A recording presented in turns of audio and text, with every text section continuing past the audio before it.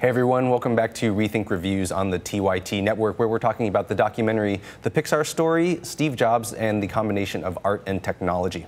Now, I read Walter Isaacson's book, the Steve Jobs book, and in it there's a lot of stuff about the Pixar relationship that did not actually make the movie, as I kind of mentioned in the review. The movie feels like an in-house production. They made it very kind of clean. They didn't say a lot of bad things about people, but obviously one thing that Steve Jobs has gotten a lot of flack for is being really kind of a jerk a lot of times.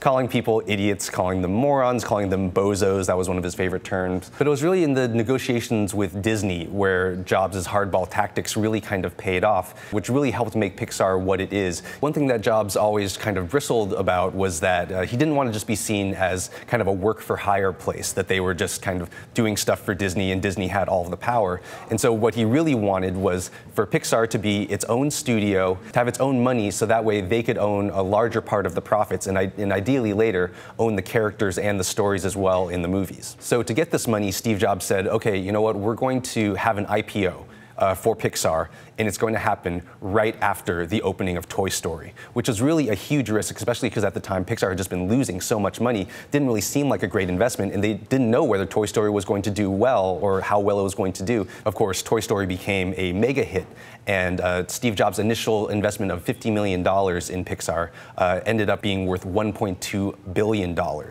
And obviously, so that was a good investment. But then also Pixar had all of this money that they could then leverage against Disney to get a better deal from them.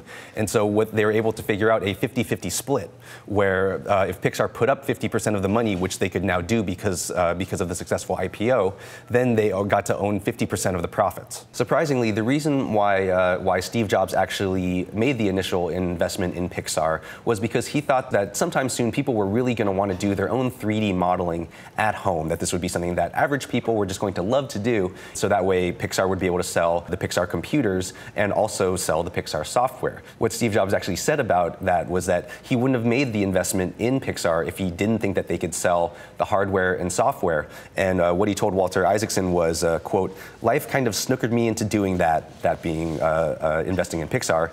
And perhaps it was for the better, which I think we can all agree on." Another thing that really could have seemed like a jerk move from Steve Jobs was the fact that he really wanted Pixar to be separate from Disney in a lot of ways, and didn't want Pixar to be kind of swallowed up by Disney. And he was also kind of irked that when everyone was praising Toy Story, they're saying, oh, what a great Disney movie. It really has the Disney spirit. So Steve Jobs and John Lasseter were actually on the Charlie Rose show, and Jobs made a real point of saying, listen, we are not Disney. What he actually said was, quote, "Since Snow White was released, every major studio has tried to break into the animation business, and until now, Disney was the only studio that had ever made a feature animated film that was a blockbuster. Pixar has now become the second studio to do that." So obviously this could seem like a jerk move because he's kind of biting the hand that to some degree fed them. But I think, once again, this was him thinking about the future and thinking about the value of the Pixar brand. As the relationship between Disney and Pixar became a bit more acrimonious, or actually a lot more acrimonious, because of Michael Eisner,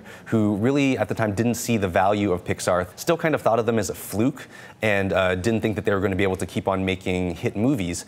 And when negotiations came up again for a new Disney-Pixar deal, Eisner was of the opinion, listen, we already own your early movies. Like, we own Toy Story, we own those characters. If you guys leave us and go somewhere else, then we'll make as many sequels as we want of Toy Story. We're going to do what we want with those characters. In the Pixar Story, I think John Lasseter says this would be like giving up your children. But in Walter Isaacson's book, it's put a bit more indelicately. The actual quote, what John Lasseter said was, quote, "It's like you have these dear children and you have to give them up to be adopted by convicted child molesters." That's not in the Pixar Story, but that was definitely the feeling at the time. One of the things that made the relationship between Eisner and Pixar, and especially with Steve Jobs, so bad was that at one point Eisner was testifying to Congress about piracy, and what he said was, quote, "There are computer companies that have full-page ads and billboards that say rip, mix, burn. In other words, they can create a theft and distribute it to all their friends if they buy this particular computer." Now, this was obviously talking about Apple, and this was one of their campaigns, Rip, Mix, Burn, which was saying what a great program iTunes is and that you can make your own CDs and give them to friends and things. Eisner misunderstood the rip as rip off, but Steve Jobs was irate when he heard about this. The relationship between them never got better after that, and the fight that Pixar and Disney was having increasingly came out into the open. Steve Jobs actually told Roy Disney at one point that Pixar would not renew any deal with Disney as long as Michael Eisner was there. And it seems like Eisner was always kind of betting against Pixar. One thing that really soured the Pixar-Disney relationship for good was an email from Michael Eisner that said, quote, "Yesterday we saw for the second time the new Pixar movie, Finding Nemo, that comes out next May. This will be a reality check for those guys," Pixar being. "It's okay, but nowhere near as good as their previous films. Of course they think it's great."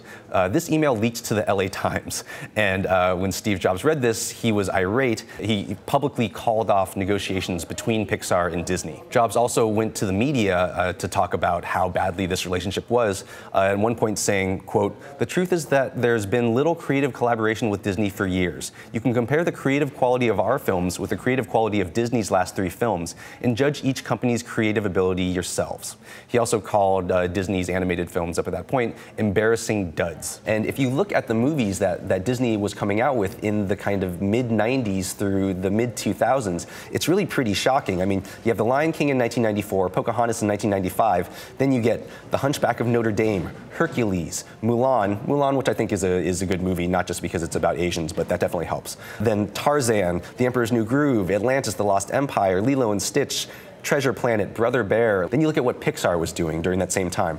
Toy Story in '95, then A Bug's Life, Toy Story 2, Monsters, Inc., Finding Nemo, The Incredibles, Cars, Ratatouille in 2007, WALL-E in 2008. It's pretty likely that if John Lasseter and Ed Catmull were in charge of the negotiations with Disney, they probably wouldn't have played hardball the way that Steve Jobs did, but it ended up totally working out, especially when you look at the nature of the merger that happened between Disney and Pixar once Michael Eisner was out and Robert Iger was in. When you look at what happened when Disney and Pixar basically merged, it was more like Disney became Pixar. John Lasseter became the head creative officer of Disney, and Ed Catmull was put in charge of Disney Animation Studios as well as Pixar Animation. In the process, Steve Jobs became the largest shareholder of Disney stock at 7%. 7% of all Disney stock. What Steve Jobs said when he announced to the Pixar staff announcing the Disney deal, he said, quote, "My goal has always been not only to make great products, but to build great companies.